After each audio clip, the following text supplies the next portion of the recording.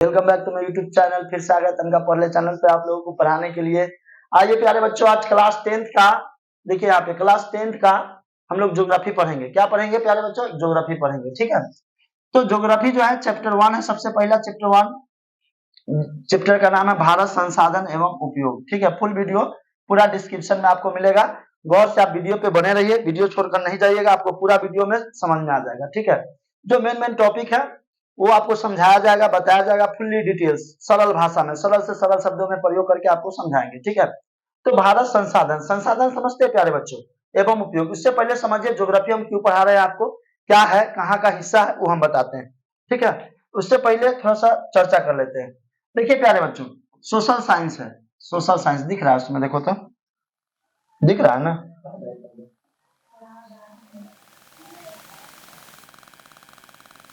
चलिए, दिख रहा है ना। तो सोशल साइंस होता है, ठीक है प्यारे बच्चों। क्या होता है? Social science. तो सोशल साइंस यानी कि सामाजिक विज्ञान, ठीक है। इसको क्या बोलते हैं? सामाजिक विज्ञान।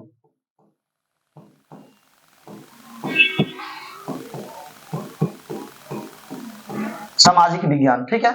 तो इसको जो है 4 भागों में बांटा गया है। पहला का नाम है इतिहास, दूसरा आता है उसमें होता है भूगोल, ठीक है। तीसरा है अर्थशास्त्र और चौथा है राजनीतिक शास्त्र।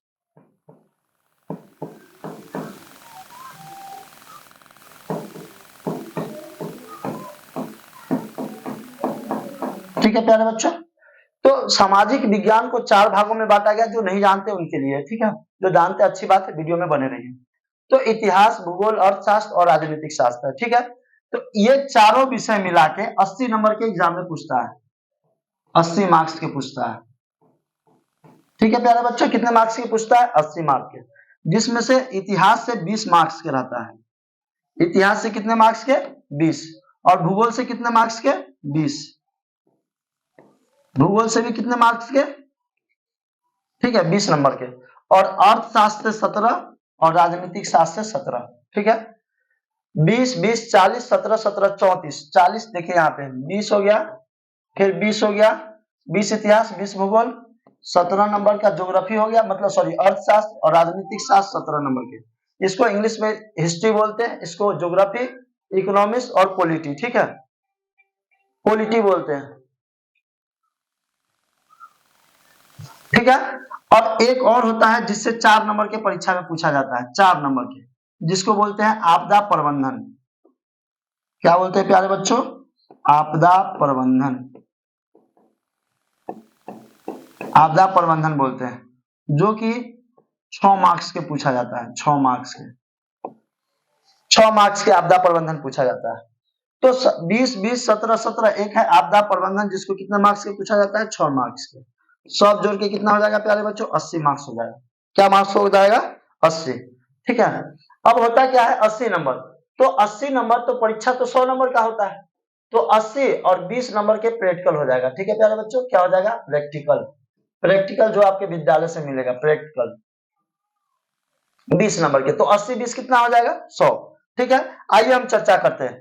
तो आपको फुल्ली पूरा अच्छा से समझ में आ गया है कि 20 नंबर इतिहास, 20 नंबर भूगोल, अर्थशास्त्र 17 नंबर, राजनीतिक शास्त्र 17 नंबर, आपदा प्रबंधन से 6 नंबर के पूछा जाता है, ठीक है। आइए हम लोग नेक्स्ट पेज पे चलते हैं। चलिए, तो यहाँ पे क्या है? भारत संसाधन एवं उपयोग पहला चैप्टर है, ठीक है। इसको फुल्ली डिटेल्स बढ़िया से जानते हैं। चलिए प्यारे बच्चों, अगर आप हमारे चैनल पे नए हैं तो हमारे चैनल को सब्सक्राइब कीजिए, लाइक कीजिए, शेयर कीजिए और जितना हो सके शेयर दबा के कीजिए। चलिए, पहला है संसाधन। पहला टॉपिक ही है, क्या है? संसाधन। तो भारत संसाधन एवं उपयोग, भारत में क्या क्या संसाधन है, यहाँ पर किस क्या क्या उपयोग करते हैं सो। तो संसाधन क्या होती है? तो वे सारी वस्तुएं, वस्तुएं समझते हैं ना, सामान, पदार्थ, कोई भी सामान, जैसे कुर्सी हो गया, टेबल हो गया, पंखा हो गया, ईंट हो गया, बोर्ड हो गया, मार्कर हो गया, कोई भी चीज, सारी वस्तुएं जो हमारे दैनिक उपयोग में आते हैं, क्या कहलाते हैं? संसाधन कहलाते हैं, ठीक है प्यारे बच्चों। जैसे पंखा, साइकिल, कोई भी जो चीज आपके प्रयोग में, दैनिक जीवन में प्रयोग में आता है, क्या कहलाता है? संसाधन कहलाता है, ठीक है। आगे है संसाधन भौतिक एवं जैविक दोनों हो सकते हैं। संसाधन क्या हो सकते हैं प्यारे बच्चों? भौतिक भी हो सकते हैं, जैविक मतलब जिसमें प्राण भी होता है, और कुछ ऐसे वस्तु होते हैं जिनमें प्राण नहीं होता, जैसे बकरी। तो बकरी हमारे लिए संसाधन है, लेकिन उसमें जान होता है। लेकिन पहाड़, पठार, चट्टान, मिट्टी, ये सब क्या है? ये सब निर्जीव वस्तु है। वे सब में कोयला, इस सब में जान नहीं होता है। लेकिन वो क्या हो गया? वह हो गया भौतिक संसाधन, ठीक है, जिसमें जान नहीं होता। तो संसाधन कितने भौतिक और जैविक दोनों हो सकता है। अब संसाधन होते नहीं है, बनते हैं। यह किसने कहा? यह कथन प्रसिद्ध भूगोलवेत्ता जो है जिमरमैन ने कहा था। ये ऑब्जेक्टिव में क्वेश्चन पूछेगा प्यारे बच्चों, ठीक है। संसाधन होते नहीं, बनते हैं, ठीक है। यह कथन किसका है? तो प्रसिद्ध भूगोलविद है, भूगोलविद या जिमरमैन का कहना, मतलब कहना है, ठीक है। इन्हीं का कथन कि संसाधन होते नहीं है, बनते हैं। मान लीजिए इनका कहने का मतलब क्या होता है कि संसाधन होता नहीं, इसको बनाना पड़ता है। कैसे बनाना पड़ता है हम आपको एग्जांपल के तौर पर समझाते हैं। अगर कोई जंगल में लकड़ी है, तो लकड़ी है तो उसको अभी हमारे लिए संसाधन है नहीं है, ठीक है। जब हम उस लकड़ी को काट कर लाएंगे उसको क्या बोलते हैं, चौकी के रूप में, पलंग के रूप में, गेट के रूप में, टेबल के रूप में, ब्रेंच के रूप में बनाएंगे, तो वो मेरा संसाधन, मेरे काम का आएगा। तो वो संसाधन, तो संसाधन होते नहीं, उसको बनाना पड़ता है या बनता है, ठीक है प्यारे बच्चे, ठीक है। आगे चलते हैं। अगला क्वेश्चन है संसाधन के वर्गीकरण के निम्नलिखित आधार। आप संसाधन को निम्नलिखित तरीके से बांट सकते हैं। जैसे उत्पत्ति के आधार पर, उत्पत्ति के आधार पर संसाधन कितने प्रकार के होते हैं? 2 प्रकार के होते हैं। मतलब उत्पत्ति के आधार पर संसाधन को बांटा जा सकता है कितने प्रकार में? 2 प्रकार में। एक होता है जैव और एक दूसरा क्या होता है? अजैव। कोई भी संसाधन हुआ तो संसाधन उत्पत्ति के आधार पर, तो जहां से उत्पन्न होता है उसके आधार पर संसाधन 2 प्रकार के होते हैं। एक होता है जैव, एक दूसरा होता है क्या? अजैव। जहां से बनता है संसाधन उत्पत्ति के आधार पर, ठीक है प्यारे बच्चों। आगे चलिए, अगला है जैव संसाधन। चलिए आइए ध्यान देते हैं जैव संसाधन के बारे में।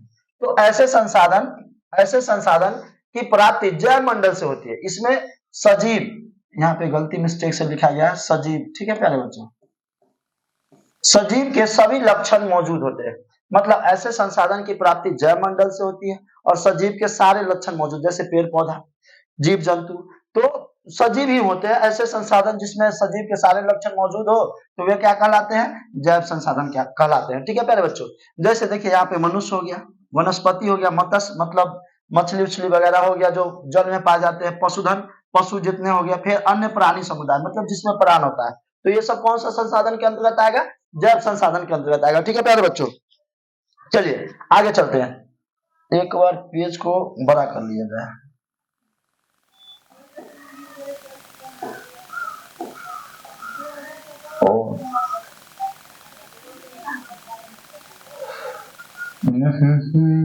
Say protection, not move to top, colon delete set.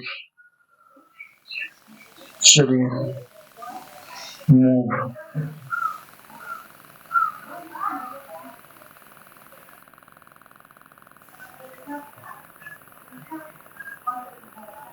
चलिए अब आगे चलते हैं। ओ फिर से वही से, चलिए कोई बात नहीं है। चलिए अब ध्यान दीजिए, यहाँ पे अजैव संसाधन, यहाँ पे भी गलती हो गया प्यारे बच्चों, अजैव होता है, ठीक है। क्या होता है? अजैव संसाधन। निर्जीव वस्तुओं के समूह को अजैव संसाधन कहा जाता है। जैसे निर्जीव वस्तु, क्या होता है निर्जीव वस्तु? जिसमें जान नहीं होता है, जिसमें सजीव के लक्षण मौजूद नहीं होते, वो सब क्या कहला जाएगा? अजैव संसाधन। जैसे चट्टान, धातु, खनिज, इस सब में जान होता है? नहीं होता, ये सब निर्जीव वस्तु है। तो ये कौन सा संसाधन कहलाएगा प्यारे बच्चों? अजैव संसाधन कहलाएगा।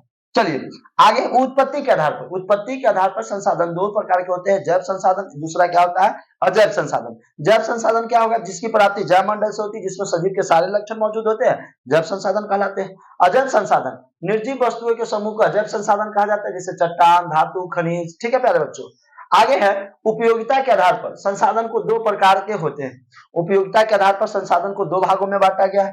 पहला है नवीकरणीय संसाधन और अनवीकरणीय। वो उत्पत्ति के आधार पर, जहां से जन्म लेता है उसके आधार पर, जहां से उत्पन्न होता है उसके आधार पर, और यहाँ पे क्या है? उपयोग के आधार पर। उपयोग करेंगे, खत्म हो जाएगा, या फिर परमानेंट के लिए रहेगा, ऐसे करके, ठीक है प्यारे बच्चों। आगे आइए समझते हैं, ठीक है। आगे नवीकरणीय संसाधन। अब नवीकरणीय संसाधन किसे कहते हैं? तो वैसा संसाधन जिन्हें भौतिक रासायनिक प्रक्रिया द्वारा पुनः प्राप्त किया जा सकता है। कोई ना कोई प्रक्रिया द्वारा, भौतिक प्रक्रिया, रासायनिक प्रक्रिया द्वारा, कोई ना कोई प्रक्रिया द्वारा हम उसे पुनः प्राप्त कर सकते हैं, फिर से प्राप्त कर सकते हैं, वह नवीकरणीय संसाधन कहलाता है, ठीक है प्यारे बच्चों। क्या कहलाता है? नवीकरणीय संसाधन। जैसे पवन ऊर्जा। अब पवन ऊर्जा है तो पवन ऊर्जा को हम कहां से मतलब इसको पुनः प्राप्त कर सकते हैं? हवा तो चलते रहता है, फिर हवा कभी खत्म होने वाला है नहीं, तो ये क्या हो जाएगा? नवीकरणीय संसाधन। पानी भी कभी खत्म नहीं होने वाला है, या जलवाष्प के रूप नीचे आता है पोखर में, तालाब में, फिर जलवाष्प के रूप ऊपर जाएगा, बादल बनेगा, फिर ये आ जाएगा। ठीक है प्यारे बच्चों, तो पानी, सौर ऊर्जा, जब जब धूपा होगा, सूर्य के तापमान रहेगा, तब तक जो है नवीकरणीय संसाधन बनते रहेगा। ठीक है, मतलब इसका पुनः प्राप्त कर सकते हैं, कोई ना कोई प्रक्रिया से, कोई ना कोई विधि से पुनः प्राप्त कर सकते हैं। ठीक है, विद्युत, वन प्राणी जनरेशन होते रहता है, वन हो गया एक, मतलब जनरेशन होते रहता है, उसका प्रजनन होते रहता है। तो वैसा संसाधन जिन्हें पुनः प्राप्त कर सकते हैं, एक बार मतलब प्रयोग करने के बाद भी पुनः प्राप्त कर सकते हैं, तो यह कौन सा संसाधन कहलाएगा प्यारे बच्चों? नवीकरणीय संसाधन कहलाएगा। आगे है अनवीकरणीय संसाधन। तो वैसा संसाधन जिन्हें एक बार प्रयोग करने के बाद पुनः प्राप्त नहीं कर सकते, मतलब वैसा संसाधन जिसको हम एक बार प्रयोग किए और फिर दोबारा उसका प्रयोग नहीं कर सकते, वह खत्म हो जाएगा, तो कौन सा संसाधन कहलाएगा? अनवीकरणीय संसाधन। और पुनः प्राप्त करने के लिए लाखों करोड़ों वर्ष लग जाते हैं और लंबी एवं जटिल प्रक्रिया के द्वारा प्राप्त होता है। ठीक है, मतलब मतलब एक बार प्रयोग करें तो मतलब उसको खत्म हो जाता है, और उसको प्राप्त करने के लिए, नया बनाने के लिए लाखों वर्ष, करोड़ों वर्ष लग जाता है, और एक जटिल प्रक्रिया के द्वारा होता है, जैसे कोयला, पेट्रोलियम, ईंधन गैस। अब ये सब जो पदार्थ है, ये सब जो खनिज पदार्थ है, अब कोयला, तो कोयला क्या होता है, कैसे बनता है? भूकंप आता है, मलबे में कोई मनुष्य हो गया, पेड़ पौधा हो गया, जीव जंतु हो गया, सब दब जाता है, तो कोयला बनता है, पेट्रोलियम बनता है, ईंधन गैस। इसी प्रकार से जो है इसका निर्माण, तो ऐसे कब होता है? इसको होने में लाखों करोड़ों वर्ष लग जाता है। ठीक है प्यारे बच्चों, तो ये हो जाएगा अनवीकरणीय संसाधन, जिनका आप सिंपल से नवीकरणीय मतलब पुनः प्राप्त कर सकते हैं। अनवीकरणीय जिसे पुनः प्राप्त नहीं कर सकते, एक बार प्रयोग करेंगे खत्म हो जाएगा। अनवीकरणीय एक बार प्राप्त करेंगे, जैसे आप पेट्रोल देखिए ना, एक बार आप प्रयोग कर लीजिएगा, पेट्रोल को पुनः प्राप्त कर सकते हैं? नहीं कर सकते। कोयला एक बार जला लीजिएगा, फिर उसका प्रयोग होगा? नहीं प्रयोग होगा। ठीक है प्यारे बच्चों, गैस है, गैस सिलेंडर, गैस हम लोग खाना बनाते हैं एलपीजी गैस पे, तो क्या होता है, मतलब हम लोग खाना बनाते हैं, फिर उसके बाद गैस बचता है? नहीं बचता है, खत्म हो जाता है। लेकिन सौर ऊर्जा, आज दिन है, आज चार्ज होगा, फिर हम लोग रात को काम करेंगे, दिन में काम करेंगे, फिर कल होके कल धूपा होगा, फिर चार्ज होगा। समझ में आ गया प्यारे बच्चों? ठीक है, और आगे चलते हैं। तो अगर आपसे एग्जाम्पल के तौर पर पूछेगा कि निम्नलिखित में क्वेश्चन ऐसे पूछता है कि नवीकरणीय संसाधन कौन है, तो आपको नवीकरणीय में ऑप्शन देगा। ठीक है, सौर ऊर्जा, कोयला, पेट्रोलियम, जीवाश्म मतलब ईंधन गैस मान सकते हैं, तो हमारा सबसे पहले सौर ऊर्जा हो जाएगा। ठीक है, पवन ऊर्जा भी नवीकरणीय हो जाएगा। ठीक है, आगे चलते हैं। अगला क्वेश्चन है, स्वामित्व के आधार पर संसाधन 4 प्रकार के होते हैं। स्वामित्व समझते हैं? मालिक, स्वामित्व मतलब मालिक कौन है, तो इसके आधार पर संसाधन को कितने भागों में बांटा गया है? 4 भागों में बांटा गया। ठीक है, पहला है व्यक्तिगत संसाधन। ठीक है प्यारे बच्चों, दूसरा है सामुदायिक संसाधन, राष्ट्रीय संसाधन, अंतरराष्ट्रीय संसाधन। मतलब मालिक के आधार पर संसाधन 4 भागों में बांटा गया है। कौन कौन है, क्या क्या है, कैसे, समझते आगे।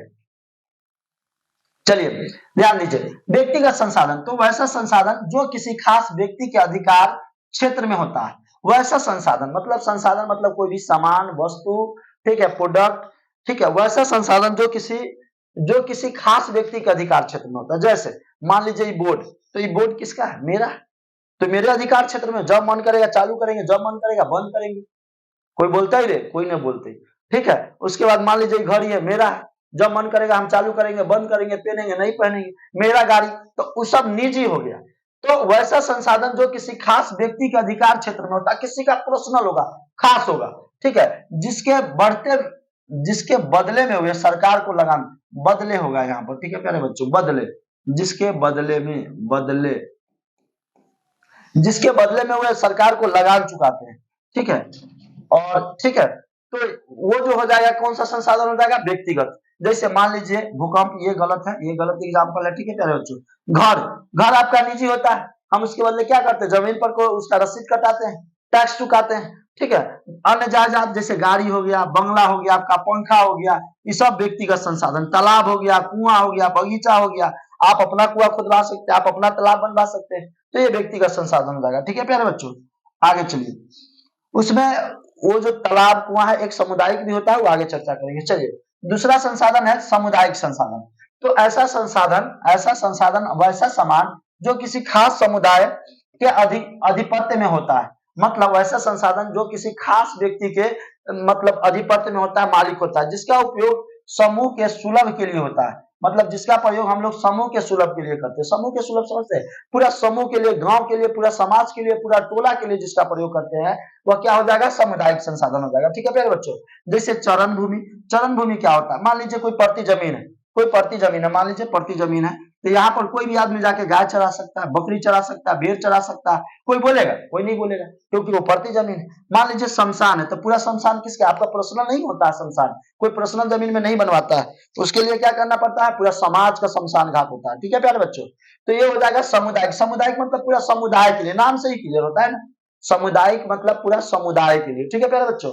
आगे चलिए, मंदिर। मंदिर में क्या आप अकेले पूजा करते हैं? नहीं करते हैं, पूरा गांव के लोग उसमें पूजा करता है, पूरा गांव क्या दूसरे गांव के लोग भी जाके मंदिर में माथा टेकते हैं, किसी का पर्सनल भगवान नहीं है। आगे मस्जिद। मस्जिद में सेम है, जो भी लोग है, जो समुदाय के, मुस्लिम समुदाय के लोग हैं, जाके वहां पर जो भी है अपना वो कर सकते हैं। चलिए, तो सामुदायिक भवन हो गया पूरा, जिसे सामुदायिक, पूरा समुदाय के लिए भवन होता है, जैसे लोग वहां पर जाके पंचायती करते हैं, कोई भी चीजों का बैठक करते हैं, तो कौन सा भवन में, सामुदायिक भवन में, वो पूरा उस पर अधिकार पूरा गांव का होता है। तालाब हो गया, खेल का मैदान हो गया, खेल का मैदान जो सरकारी ग्राउंड होता है, चाहे खेल का मैदान होता है, उसमें जाके सभी आदमी का अधिकार होता है, उसका उपयोग कर सकता है, तालाब का भी। ठीक है प्यारे बच्चों, तो ये सामुदायिक तालाब भी होता है। आगे आते हैं, अगला क्वेश्चन है, और सॉरी अगला टॉपिक है राष्ट्रीय संसाधन। तो कानूनी तौर पर देश या राष्ट्र के अंतर्गत सभी उपलब्ध संसाधन राष्ट्रीय संसाधन है। कानूनी तौर पर देश या राष्ट्र के अंतर्गत सभी उपलब्ध संसाधन राष्ट्रीय है, इस पर सरकार का हक होता है। जैसे सरकारी स्कूल, सड़क, मान लीजिए सड़क है, क्या वो आपका है? क्या गांव के लोगों का है? नहीं, वह सरकार का है। किसने बनवाया? सरकार ने। सरकारी स्कूल है, किसका है? सरकार का है। तो ये सब, इस पर किसका अधिकार होगा? तो राष्ट्र का होगा, सरकार का होगा। इसे कौन सा संसाधन कहेंगे? राष्ट्रीय संसाधन कहेंगे। ठीक है प्यारे बच्चों, जो सरकारी प्रॉपर्टी हो, ठीक है, जैसे कचहरी हो गया, ब्लॉक हो गया, तो ये सब सरकार का होता है, तो इसको क्या कहेंगे हम लोग? और राष्ट्रीय संसाधन कहेंगे, जिस पर अधिपत्य किसका हो? सरकार का। आपका मान लीजिए जिसका खुद अधिकार होगा, व्यक्तिगत होगा, तो व्यक्तिगत संसाधन। मान लीजिए जैसे आपका टीवी हो गया, पंखा हो गया, कार हो गया, घर हो गया। अब समुदाय, पूरे समुदाय के लोगों का अधिकार हो, शमशान घाट, मंदिर हो गया, खेल का मैदान हो गया। उसके बाद है राष्ट्रीय संसाधन, तो जो सरकार का होगा तो उसे राष्ट्रीय संसाधन कहेंगे। ठीक है प्यारे बच्चों, आगे चलते हैं। अंतरराष्ट्रीय संसाधन, वैसे संसाधन का नियंत्रण अंतरराष्ट्रीय संस्था करती है। अंतरराष्ट्रीय मतलब सबका एक हेड होता है। जैसे मान लीजिए राष्ट्रीय में है तो भारत सरकार का होगा, अब मान लीजिए राष्ट्र का होगा, राज्य का होगा, तो मुख्यमंत्री का होगा, नीतीश कुमार का होगा। ठीक है प्यारे बच्चों, हालांकि बदलने वाला देखिए क्या होता है। ठीक होगा, ठीक है। तो वैसे संसाधन का नियंत्रण अंतरराष्ट्रीय संस्था करती है। ठीक है, अंतरराष्ट्रीय संस्था समझते, नियंत्रण मतलब कंट्रोल, अंतरराष्ट्रीय मतलब पूरा विश्व के जो होगा, जो हेड होगा वो कंट्रोल करता होगा। तट से 200 किलोमीटर की दूरी छोड़कर महासागरीय संसाधन अंतरराष्ट्रीय संसाधन कहलाती है। मान लीजिए जैसे भारत का ये बॉर्डर है, तो ये बॉर्डर अंतिम बॉर्डर है, यहाँ से 200 किलोमीटर क्षेत्र, कितना 100 किलोमीटर, 200 किलोमीटर क्षेत्र के बाद जो है वह अंतरराष्ट्रीय बॉर्डर हो गया। अब इसका देख रेख कौन करेगा? अंतरराष्ट्रीय सीमा करेगा, अंतरराष्ट्रीय जो भी होगा उसका वो देख रेख करेगा। किसी तट रेखा से 200 किलोमीटर तक का क्षेत्र अपवर्जक आर्थिक क्षेत्र कहलाता है। यानी 200 किलो, मान लीजिए ये भारत का बॉर्डर है, भारत का नक्शा है, तो यहाँ से जो 200 किलोमीटर तक का क्षेत्र होगा वह भारत के अधिकार में होगा। लेकिन 200 किलोमीटर की दूरी छोड़कर महासागरीय संसाधन अंतरराष्ट्रीय संसाधन कहलाती है। 200 किलोमीटर छोड़ देना है, उसके बाद जो होगा वो अंतरराष्ट्रीय संसाधन करेगा।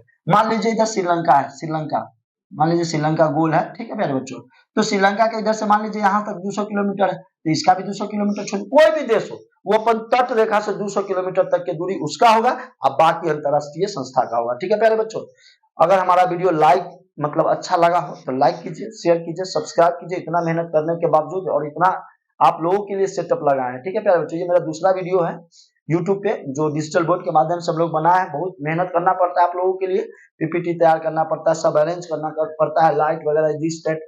तो आप लोग क्या कीजिए, हमारे वीडियो को जितना हो सके शेयर कीजिए, लाइक कीजिए और सब्सक्राइब तो करना नहीं भूलिए, क्योंकि उसी में जान प्राण सब बचता है। ठीक है, मिलते हैं अगले वीडियो में, और इसके आगे का वीडियो लेकर आएंगे, ऑब्जेक्टिव क्वेश्चन लेकर आएंगे, और इसके आगे का जो भी टॉपिक है वो खत्म करेंगे, उसके बाद ऑब्जेक्टिव वीडियो लेके आएंगे, और ऐसे ही दिन क्रम चलते रहेगा, सब विषय आप लोगों को पढ़ाएंगे। ठीक है, हर हाल में इस बार 10th के एग्जाम में आप लोगों को अच्छा स्कोर प्राप्त करवाएंगे। ठीक है, मिलते हैं छोटे से ब्रेक के बाद, बने रहिए हमारे यूट्यूब चैनल के साथ। धन्यवाद।